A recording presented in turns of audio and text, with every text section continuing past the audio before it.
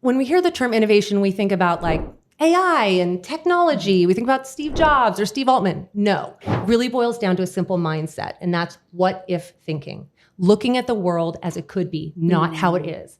Asking questions, challenging the status quo. It's about developing that muscle, and anyone can be an innovator. Welcome to the Jasmine Star Show, where we talk about life, business, mindset, and today, a lot of sweet success. I could not be more excited to reintroduce my guest co-host, Amy Porterfield. Hello. Hey, we're back. Here's the thing. Amy has curated some of the most incredible people with inspiring stories, but friend, family of this podcast, we like to take action. And I couldn't think of somebody more hell-bent on action than the one and only Candace Nelson. Amy, can you tell us how your orbits intersected? Why is she here? What are the things we're going to talk about? So what you all don't know is that behind the scenes, after each episode we film, Jasmine and I run into the bathroom and change our clothes. And so we ran into the bathroom and we were each in different stalls. And she said, "So how do you know Candace?" And I said, "Oh, I don't." She's like, "What?" So she was surprised, but we've never met in person. However, I'm a huge fan of everything that you've done in your success of your business, but also I love following you online. What you do great is I feel like we're girlfriends. And then the minute we saw each other, didn't it feel like we knew each other? But I think it's because I thought I knew you already. So you do a beautiful job of connecting with people online, especially women entrepreneurs.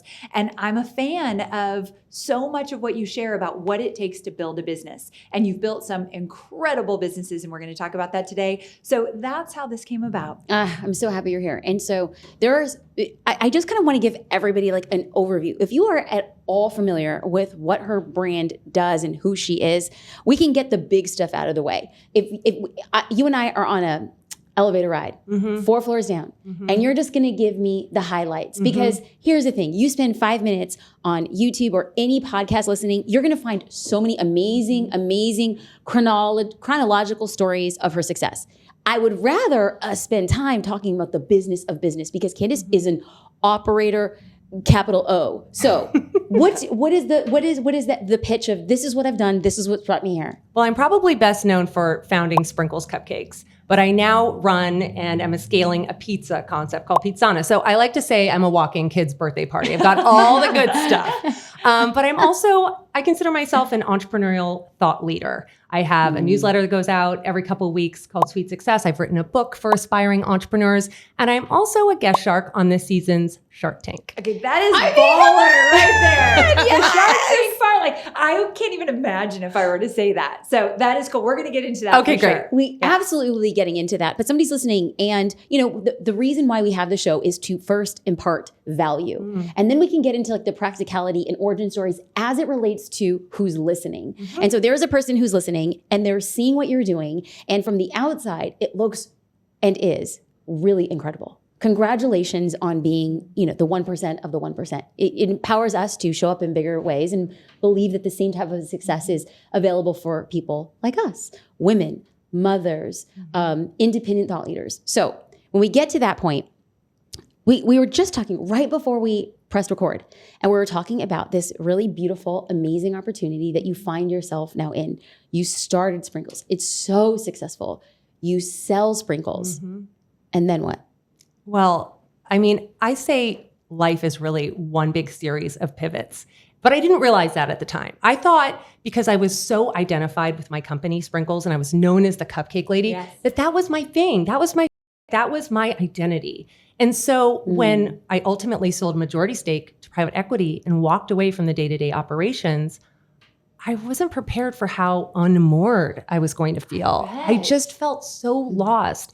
And I actually wrote an article in Inc. magazine last month about how my personal brand just encountered it. We were at this crossroads because I had amassed this community, this audience of people who loved me for the baking and for the cupcakes and for watching me on Sugar Rush. But I had evolved as a person and as a business person. And I wanted to talk about entrepreneurship. I wanted to talk about, going after your dreams. And people weren't quite ready for that yet. Can we pause here? Yes. Because there's an element in the story. She's like, people are familiar with seeing me as a judge on Sugar Rush. And I'm like, yes. Can we also back up and talk about how you were featured on the Oprah show Oh, yes. And your face was a part of that. So when we talk about, and the only reason I'm saying, well, number one, it's a cool story. Super swag. Oprah. Super swag. Just her. Super Right, swag. no big deal. So I'm going to bring the audience up to speed. You open a store in Beverly Hills. Yes. There's a line around the block. And so this is during the we don't do carbs, and yet you are we do carbs and butter and sugar. And we do them well. We do them well. So you have this line, and then crazy busy holiday season. January comes along and you're just like, oh, finally, a moment of reprieve. And then you get a call from Harpo Studios in Chicago. And they're like, can you get us however many hundreds of cupcakes for the studio audience? Because Oprah wants to talk about sprinkles. Oh, yeah. So you get on the plane. Well, first she then what? faints. And she First I fainted. First I had to. And listen, this had been 8 months. Everyone had said a cupcakes only bakery would never work. And so we opened our doors and it was just like mayhem. It was pandemonium from day one. And we'd just gotten through our first holiday season and we were on everybody's gifting list. So we'd gone through the holidays. We were exhausted, hoping to go home early that day. It was January, hoping people would go on some cleanses. And Harpo Studios calls. And the producer on the other line says, Oprah loves your cupcakes. And of course, I had to die. I die. I literally die. And she says, and she wants 350 of them in Chicago tomorrow morning at 5 a.m. And I was like, morning. yes. I have my mind is screaming no, but I'm saying yes because you don't say no to Oprah. No, you don't. So we fire up the ovens, bake off these cupcakes, pile them this high, and we're going through security. We're like the nightmare family of 10 going through the X-ray line and the security TSA and just putting every box of cupcakes through that X-ray machine. But all we had to say was we're going to Oprah and we got high fives. I bet. So the next morning we're there. Oprah delivers this veritable love letter about our cupcakes to her studio audience. And from there, it was just like we were a worldwide brand with only one little location in Beverly Hills. So the reason I bring up that story, outside of the fact that it's just so cool, and we talk about these opportunities like where, what do they say? Like luck is when preparation meets opportunity. Absolutely. And that was where you were. But I brought up that story specifically to talk about the stakes. The stakes that we look at, well, that was who I was. That was like the depth of my personal brand. And then you say, I want to pivot. And so you're talking about the article. What are the first steps that somebody starts taking when they feel the inkling that I think it's time for me to pivot? What were the first 3 things that you did when it came time to pivot? Well, first I just kind of stewed about it because I thought I have spent so much time, I've invested so much time that is now going to be wasted, right? Because these people just want baking recipes from me. They just want to watch me judging cupcakes on Food Network. I didn't give my audience enough credit for the fact that they were following me for me. And so ultimately, I ended up sending an email to everybody, all my community, and said, listen, I want to show all the sides of me. I want to show that I'm a multifaceted person. And if you're along for the ride, great. But if not, I'm sorry. You know, we all evolve. And I'm in this position where I just want to show all sides of myself. And it's amazing how many people just stuck along for the ride because I think to a certain extent, so many women identify with that. We are multifaceted people. We encounter pivots in life where we decide to make a change. And it was amazing to see that I could also be an entrepreneurial thought leader, as well as a baker, as well as a mom, as well as a business owner. And I don't think a personal brand is meaningful unless it's authentic. Okay, so first thing, somebody has a stirring of the desire to pivot is to communicate the pivot. Communicate, be authentic, be vulnerable with your audience. I sent an email out and I said, this is me. This is all of me. Okay. Take it or leave it. What happened then? Yeah. What's the next step? Like, what can we forecast in the future? Like, hey, this will likely happen. Well, I think you need to start showing up on social as the person you truly are. So I started talking about my businesses. I started, giving advice to female entrepreneurs and women in business. And at first, it felt like crickets. I was going to say. At first, it felt like crickets. And probably really awkward. I was like, hello. Yes. But you have to stay consistent. You have to stay consistent because it takes a little while. It's like you've changed the channel on people who are watching their favorite show. Yes. It takes them a little while to get used to this new you, but it's not really a new you. Right. It's still you. It's just you are evolving and you have to be authentic to that. Great. So first thing, communicate. Secondly is create with authenticity of who you are and the person you're stepping in to be. And then the third thing, as somebody's deciding that pivot, be consistent because now, once you've sort of changed the channel, you need to keep showing up in that way. And even though it takes a little while to warm up, eventually people will catch on. And you're going to be offering so much value in this new form of who you are that they're going to be along for the ride. I love it. So true. I want to take a little bit of a sharp turn and talk about A pivot? that. Do you want to take a pivot? pivoting? Hey. And talk about Shark Tank. Oh, Okay, I'm so Yes. excited, y'all. I didn't want to jump in because I'm obsessed. Obsessed. Yes, This is right? huge. This is you huge. are. You're a huge Shark Tanker. Oh, Shark Tank. I mean, Yes. I'm the kind of person that was like, I've seen this, but hold on, they're about to cry. Let's wait. Let's wait. I know. I rewatched Shark Tank. I do. Okay, so tell us a little bit about that experience, but also what I really want to know is tell me about a bad pitch and a good pitch and like what's the difference? And also, was there any good pitches that didn't get a yes and why? Like, I'm so curious about all that. Okay, so first of all, Shark Tank is the ultimate adrenaline rush. I bet. It is so competitive, it is high stakes, and it's all real. Like, this is real money we're playing with. These are really people's businesses and their lives. So stakes are super high. Yes. You walk in, and well, as a guest shark or as a shark, you have no idea who's coming out. So Okay, the so founder, you haven't met anyone No. or anything. Okay. You have hold no- on. I'm such a. She needs to go behind I the need to go behind the scenes. scenes. Yeah, I can't. yeah. I can't. It's like literally a know. blaring sound. Like, just hold me with me here. Hold me tightly and rock me. How did you get asked? And then Yeah. And then you coming in with the regular crew, you're like the new girl. This is this Mean Girls or is this like summer camp? Is this like Beverly Hills summer camp? and I've done a lot of TV, right? I did Sugar Rush, I did Cupcake Wars. We would have guest judges on all the time. And so I was like, this could go well, or it might not go that well. Oh, I'm living for this too. So let me tell you, when you are at the top of your game like that, there's no ego. There's literally none. Oh, I and love it's to hear such that. a well-oiled machine that I was just like, I am in the hands of professionals. I've never had so much fun. It's never been easier. It was an incredible experience from beginning to end. How I was chosen, I don't know, but I was like, someone reached out to me, a casting director, and asked me if I would want to be on Shark Tank. And I honestly thought it was like a spam email at first. Because I have an agent. Like, normally those opportunities come through my agent, but they just reached out to my website. Nobody has any idea I have a website. Your contact page? I should start looking at that. I don't look at all of those. I think You could be a I've probably shark. been asked. You could be a shark. I wrote an email about that because I was like, you have to read every email. I almost deleted it. I would have deleted it. I would have thought it was spam for sure. is- Well, I'm at a different little level than you, but still. No. That's amazing. But here's the thing, and this is where that pivot, that personal brand pivot comes in. I would not have gotten that Shark Tank opportunity if I had not pivoted to positioning myself, not just as the founder of Sprinkles, but as a true investor, angel investor, business person, entrepreneur. And so someone out there was taking notice. So I just want people to take heart. Sometimes you feel like it's crickets, but eventually people are watching. Okay, that's a good and lesson it right will there. pay back in the end. So they were interested in me, but it didn't mean I had the job. Then there was a series of Zoom interviews with all sorts of agents and producers and network executives.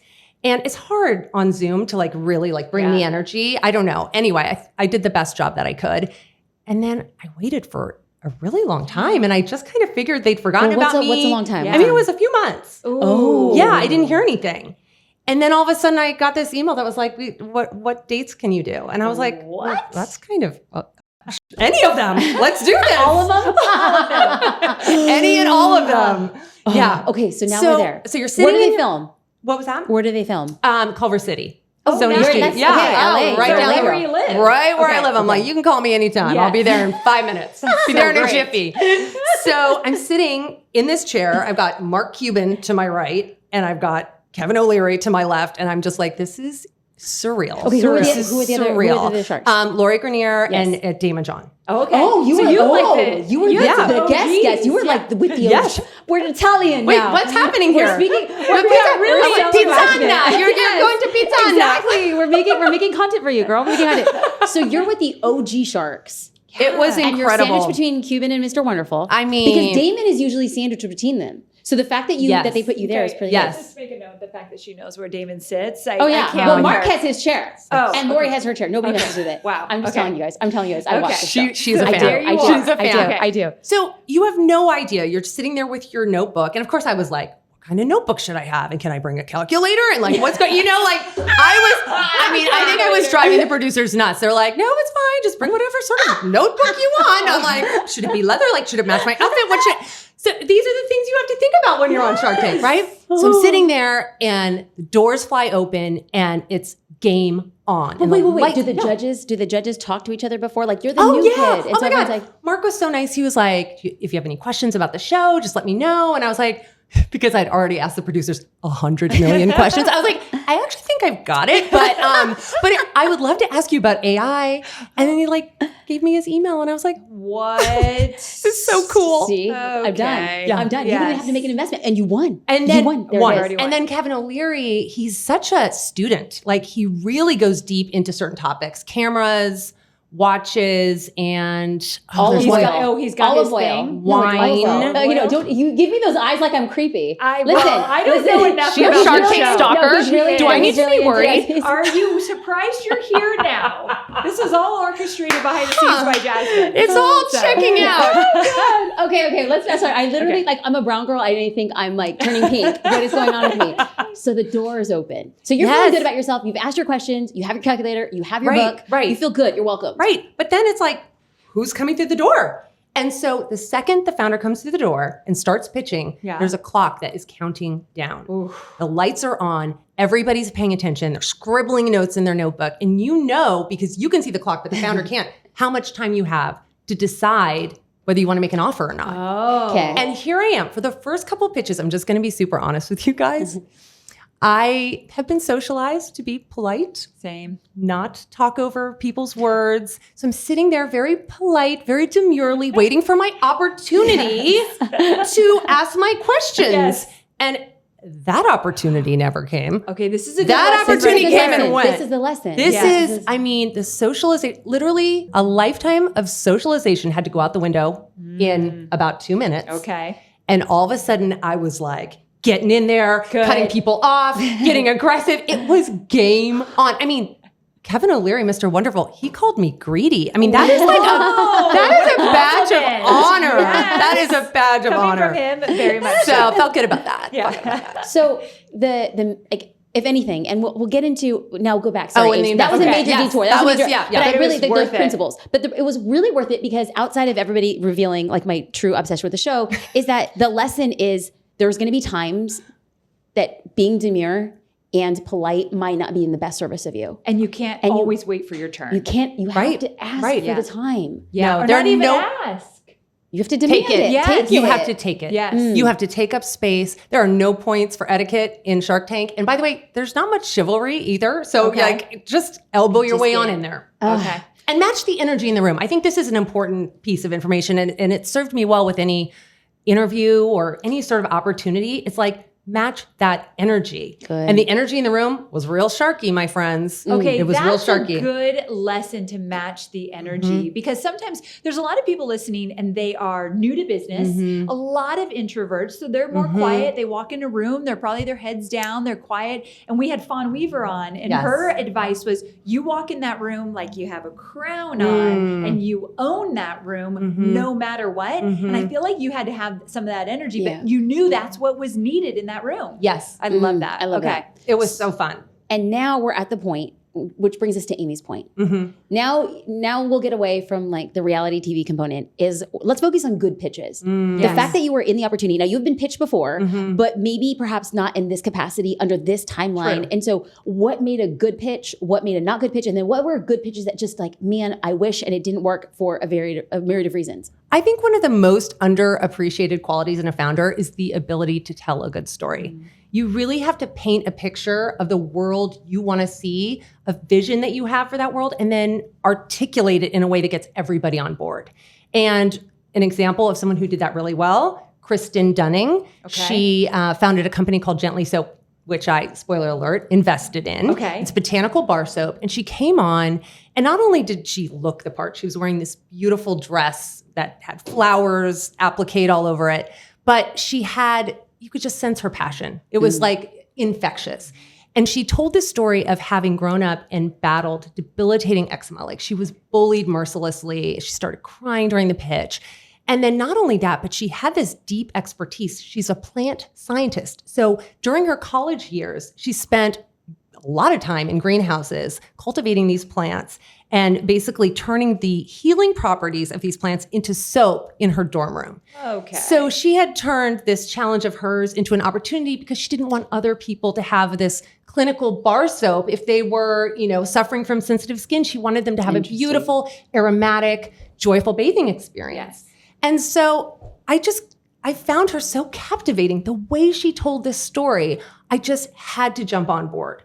So I think storytelling is a really important component, and also confidence. Like, I know we all feel imposter syndrome from time to time, but you need to set that aside when you're walking on stage or you're pitching for, the opportunity of your life. You need to come in strong. As you said before, with that crown on your head, like feeling good, no imposter syndrome allowed. So the other thing I want to say about red flags in terms of a pitch is sometimes you'll ask a founder a question or you'll give them a little piece of criticism and they'll be defensive. Okay. Yeah. So what they don't understand is when you're investing in a company, you're essentially becoming a part. It's a partnership. It's like a marriage. You need to know that you can work with this person. So even though there's a lot of delusion that comes with being an entrepreneur, and that's a healthy delusion because why else would you leave a secure job and go start a company that is probably going to fail, right? That's delulu. But there has to be a certain amount of self-awareness. Yes. So that if you are on a path and it's not working, then you can be honest with yourself and start to iterate or pivot on that plan. Yes. And as a partner in a company, I want to be able to say, this doesn't look like it's working, and know that they're going to listen to me and have that self-awareness to understand that it's not working. So being coachable and not defensive. Exactly. These are things that are really important. How important was it to you that someone knew their numbers? That's important to me, but it's not as important to me as some of the other sharks. How come? Well, because I think some people just know their numbers and other people don't. It doesn't necessarily mean you're not keeping an eye on your numbers. It doesn't necessarily mean you don't have someone really good focused on those numbers. True. You need to have obviously an understanding, but sometimes we get really detailed in the tank, and it's just a high pressure scenario. Like I would never, ding someone for not knowing every single number. I love that. And so were there other people who wanted to invest in the same company that you did? Oh yes, Mr. Wonderful did. And of course, he wanted to do one of his famous royalty deals. Yes. But she understood, based on the language I was speaking to her, that I understood her market. And I already knew a retailer I was going to get her into, 13 Loon, which is an incredible retailer for Black and brown beauty founders. And she's an African-American founder. And it was a little love match. That's incredible. Mm-hmm. That's incredible. Yeah. Talk to us about a pitch. You don't need to necessarily name names, but that it didn't work for anybody. And why didn't it work? Yeah, there was a woman who was really at the end of her rope with her food business.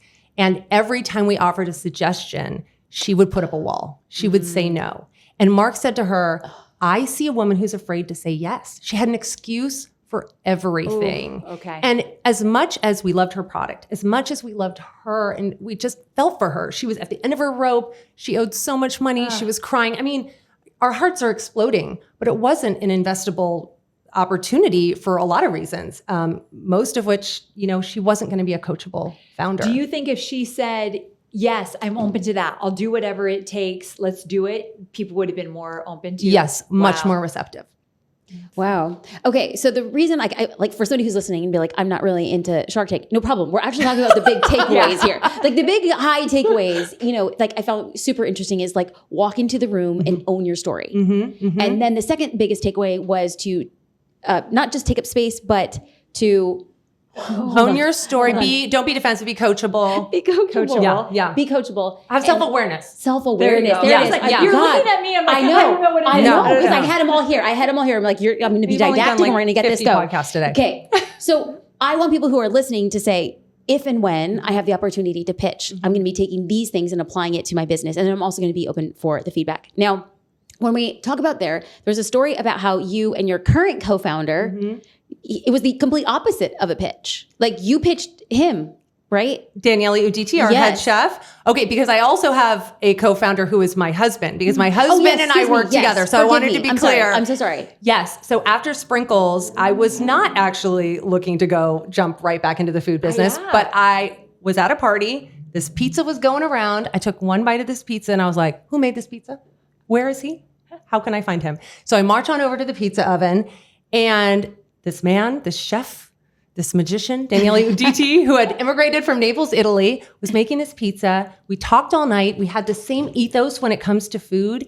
He had this incredible story. Okay. He had come over from Naples, $200 in his pocket and his grandmother's sourdough starter. And he literally was just eking out a living making pizza on the west side of LA, but at one point was so down on his luck that he was living in a van on Venice Beach and showering with the surfers. Oh my gosh. So I'm like all in. I love the pizza. I love the story. And he says, I've always wanted to have a restaurant. And I couldn't help myself. I was like, we should do that together, because I just could see it. I felt it. The product was exceptional. And I knew I could build a brand around his story and around his product. Okay, that's a huge risk. Let's talk about risks.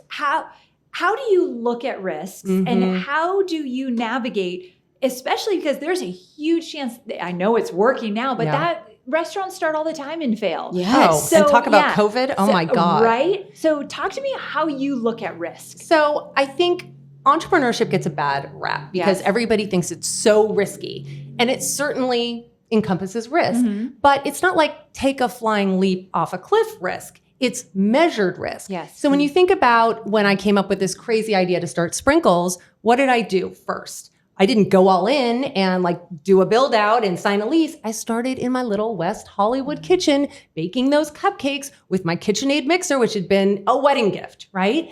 And little by little, I developed this loyal following, and I finally got enough validation and enough traction that I felt confident I could take it one step further. I want to stop you right there. That is huge for our listeners. I think sometimes they see people like you and think you just started big, and that is not the case. You validated an idea before you put it out there. That's right. And I think that is huge right there. Okay, keep going. And I looked at Daniele's reputation. You know, he was catering for some of the top celebrities in West Hollywood, in West LA. That was validation enough for me. We knew going in that opening a restaurant in Brentwood, Jennifer Garner was going to show up. I mean, all the big stars were going to show up to support him. Okay. And I also could see there was a need in the market. My friends were either going to fine dining restaurants to take their kids to have a pizza, or they were going to CPK. There was nothing in the middle. And Pizzana just is this beautiful, casual, but incredible food concept that sort of meets that need in the middle. And there's more than one. We have 7. We just opened our 7th in Houston. So we're now in 5 in Southern California, 1 in Dallas, 1 in Houston, and continuing to scale. I can't wait for Nashville. Thank you. Thank you. Let's make it so.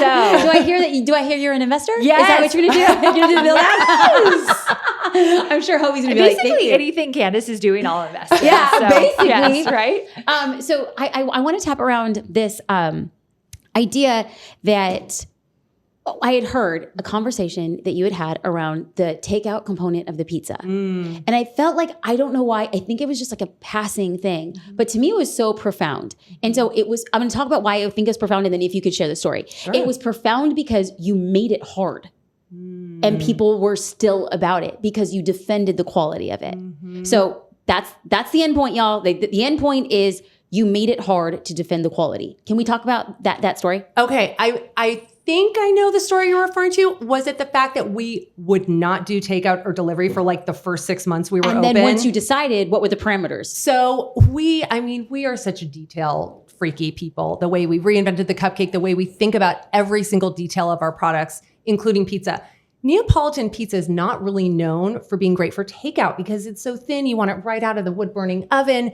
So we went so far as to say, maybe we need to develop our own pizza box. Okay, that's going to take years. The people are waiting right now for their to-go pizza. What we came up with was this heat and slice method, which basically means it's an option. You can get your pizza cut and ready to eat, or you can get it where we don't cut it. We leave the fresh ingredients on the side, and when you get it home, you can fire it up in your oven, slice it up, throw the fresh ingredients on, and it's really been such a differentiator for us. That is not, that's going against the grain right there, right? Okay, so that's our theme of this podcast, going against the grain. I've never heard of anyone doing this. Is it the craziest thing? Crazy. And I guess my question for those listening, because I want to keep applying it back to our online marketers, our coaches, our course creators. They're like, we're not making pizza. But what she just did was something different. And we've heard that through the theme of a lot of the podcasts we've done. But how do you get the courage to do something different when a lot of people are taught, find out what's working and do that? Right. How do you do that? So this is really important to me. I talk a lot about this. I really consider myself an innovator more than anything else. And when we hear the term innovation, we think about like AI and technology. We think about Steve Jobs or Steve Altman. No. Anyone can be an innovator. It really boils down to a simple mindset, and that's what if thinking. Looking at the world as it could be, not how it is. Asking questions, challenging the status quo. I looked at cupcakes back in 2003 and I said, what if a cupcake could be different? What if it could be aspirational and branded? I looked at Neapolitan pizza and I thought, what if it could be great takeout? Let's find a way and really dig in. So it's about developing that muscle, and anyone can be an innovator. I love that. Developing the muscle. That's a big, because I don't think I do enough of that. I do a lot of, I actually am embarrassed to say I teach find out what's working and double down on that. And that works. It's worked for me very well. However, if I want a 10X, if I want to get to the next place, if I want impossible goals, just like what you said, I'm going to have to look at things a whole lot different. And I feel like that's been your whole career. Well, the market is constantly moving. There's always more competition. So innovation is the key to staying relevant and the key to staying ahead of the competition. And that's how I came up with the Cupcake ATM. I mean, when you think about sprinkles, we were pioneering, but within a couple of years, there were cupcake shops popping up everywhere. And we were just one in a crowded pack. So with the Cupcake ATM, it was late one night. I was pregnant with my second child. There were no cupcakes in the house. And I was like, oh, I need a cupcake. I got a pregnancy craving. And instead of just going to bed and getting one the next day, my husband and I started brainstorming. You guys asked, what if? What if you could get a cupcake anytime, day or night? And then we started imagining this ATM, but instead of cash coming out, it would be delicious cupcakes, and started on that idea the next day. Okay, so this is the synergy that I see. Maybe, and correct me, because this is both of your businesses. What Amy's advice is, find out what's working and double down. And that is absolutely what's happening with Sprinkles as you expanded. And what Candace is saying is yes and. It's asking the what if. And so I think both of them can and should exist if what your plan is to 10X or your plan is to 10X or build an impossible goal. And so I just wanted to point those out and then like create those synergies, specifically when we're talking about going against the grain. So right now, the Candace we speak to is really focused on still being an operator. And that's something you take great pride in. But what's like your mission? Like what, if you were to sit down right now and think back to how many iterations that you've had in your career, where are you at? What do you want? Who do you want to serve? I really want to help women to dream big and go after their dreams. I think so many women suffer from imposter syndrome. Maybe particularly in my generation, they've been socialized to raise a family and now they're empty nesters and they're like, I have so much energy to give. What am I going to do? But they don't necessarily have the confidence to match that energy. And so I really want to help those women with mindset and also aspiring entrepreneurs with the tools to really go after their dreams, take action, and make it happen. Okay, so let's tap there. We're going to start winding it down. Before we do, a big aim of our show was to give people action to take. We don't want people listening to another podcast and getting the same dopamine hit around inaction as they do action. So somebody's listening and they feel the desire and they hear you talk and they're like, one day I would like to identify as an entrepreneur. And they feel imposter syndrome, the unknowing, anything that's going to stop their way. What are the 3 things that you tell them to start doing today? Okay. Well, number 1, you need to step outside your comfort zone, right? Being an entrepreneur is so much about being comfortable in uncomfortable and ambiguous settings, right? Yes. Every day. I mean, entrepreneurs, none of us know what we're doing. We're getting up and we're figuring it out every day. We're just problem solving on the fly. So the more you can exercise that muscle, again, using that term, the more prepared you will be to take on entrepreneurship. Then start before you're ready. Waiting for the perfect moment is such a myth. So true. You know, if I had waited for people to get on board with the sprinkles idea, it never would have happened. And actually, in the early days when people came into the store for the first time, a few of them said, this was my idea. And basically what they were highlighting was, we'd all had the same idea, but I was the one who took action. So ideas, people are too precious with them. They're a dime a dozen. It's all in the action you take. Yes. And then build your network. I mean, community and support is fundamental to success. Men have known this since the dawn of time. They have lots of networks and places to talk about business and support one another. Women less so. So I really encourage women to go into rooms of other women and ask them what they're working on. Ask them for help or advice, share a resource, really start talking about business just the way men do. We need to take a page out of their playbook. Okay, this is big for Jasmine and I've talked about this on my podcast. I've been in business situations with women where they don't want to talk about business. It was the weirdest thing in the world. And then... Well, wait. It wasn't the weirdest thing in the world that women didn't want to talk about business. It was weird in that we got together with a group of women under the auspice of us talking business women. We're all business women. Yeah. And so that's why I don't want people to think that. Okay. Soccer games. So what's your ROI? Right. Right. I want to talk about business every minute Well, of my me too, life. but Yeah. me too. And I like details. I want numbers. Same. I want to talk about how much are you making? How are you making that money? What are you invested in? What all of it. So I do think there is something about making sure women know and giving women permission to talk about it all, the good, bad, and ugly, and don't hold back, because when you and I talk about it, then it gives permission to other women to talk about it as well. I'm really big on that topic. So I love that you brought that up.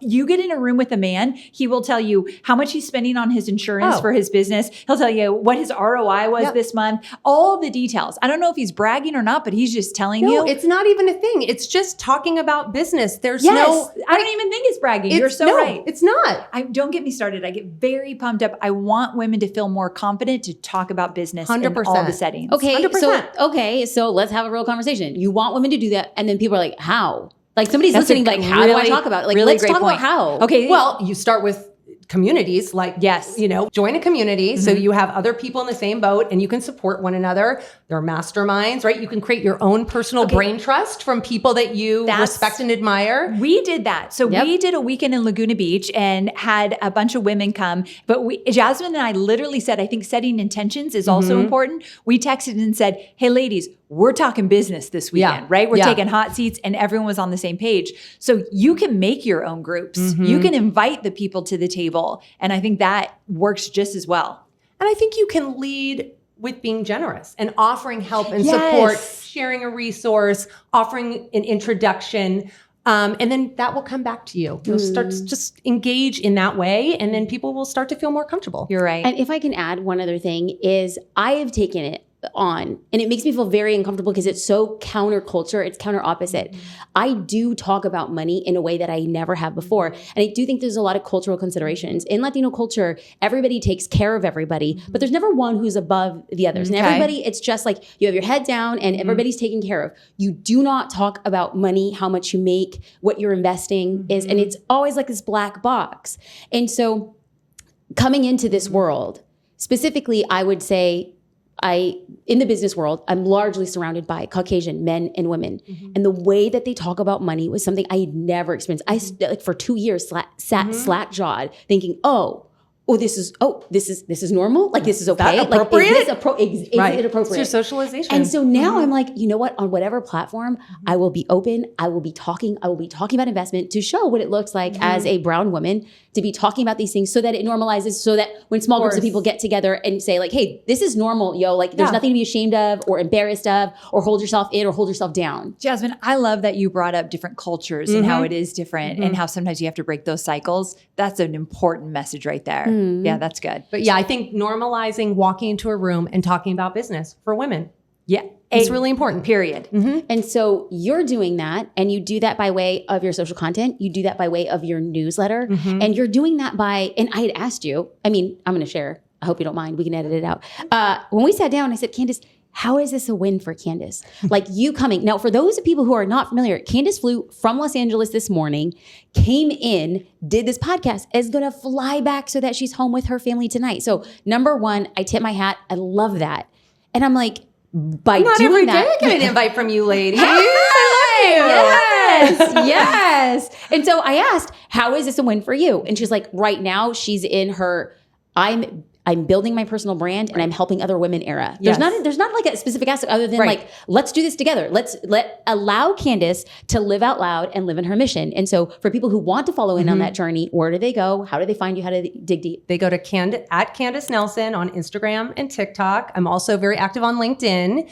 And I have a Substack newsletter called Sweet Success. I'm mentoring. I am, hopefully inspiring people out there. I'm advising, and I'm also doing some angel investing, which, you saw very publicly on Shark Tank. Yes. And so here's the thing. The biggest takeaway is when you walk into a room, take up space. When you walk into a room, share your story. And when you walk into a room, compel around a bigger vision beyond than what is just standing in front of you. Candace, thank you so much. Yes. Thank you. Amy Porterfield. This has been wonderful. It is Thank just you. life-giving. And I know that we get to create conversations for people who traditionally don't get access to these conversations. And then we get to inspire people to go and do the same. Y'all, Candace Nelson, please be sure to tag her on social stories and let her know that her story has impacted yours. But the greatest way that you express appreciation is by taking action. So get started today. Amy Porterfield at Amy Porterfield. Shout us all out. Thank you 1,000 times over for watching and listening to The Jasmine Star Show.